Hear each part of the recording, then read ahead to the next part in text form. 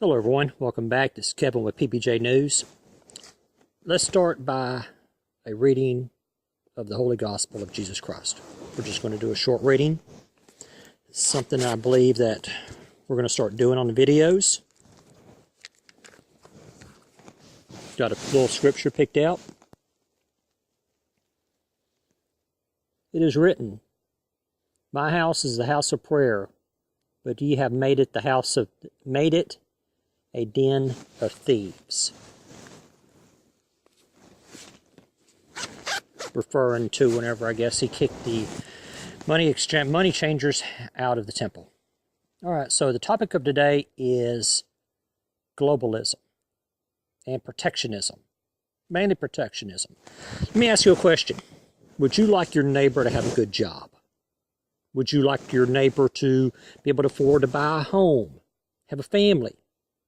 Would you like your neighbor to be able to have good things, a nice home, a nice car, a good family, be able to send their kids to college? That's what protectionism is about. It is about protecting your financial future and the financial future of your neighbor. Is that by taking our jobs, taking our factories, sending them to India, China, wherever else that that cheap labor can be exploited, means that your neighbor gets laid off. If your neighbor can get laid off, so can you. Then what? You go over to your friend's house and have his wife crying, find his wife crying that she doesn't know how to pay the bills, how they're going to put food on the table. That is what free trade is about.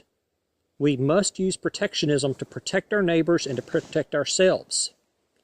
Is that since the 1970s, there's been a globalist agenda of sending our factories and our jobs to other countries, especially like China. They figured, well, if China saw the money that people could make, that there would be a revolution, that China would change from a communism to more of a capitalist society.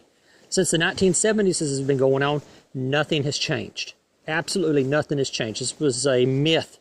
It was more of a lie perpetrated by globalists to promote their agenda, which is exploiting of cheap labor. So instead of exporting our factories to places like China or Taiwan or whoever else will provide cheap labor, what about tell those nations that we're going to open our markets up to you for small businesses with a minimum tariff for a small business? If you want to import a flashlight to the United States, hey, you can import a flashlight as long as the price does not undercut American manufacturers. Hang on. Excuse me. If you want to sell, a larger company wants to sell a car inside the United States that's made in China, no. You have to build a factory inside the United States to sell your products. That puts your neighbor to work. And what this does is by not allowing the factories to go over there, it forces that nation to innovate. That if you want to have an economy, if you want to sell in the world market, you're not going to take products from the United States that we developed, manufacture them and sell them back to us. You have to develop your own products. You have to develop your own cars, your own software, your own operating systems, your own websites. Who says the next website has to come from the United States? Who says the next Microsoft has to be based in Washington State or Silicon Valley?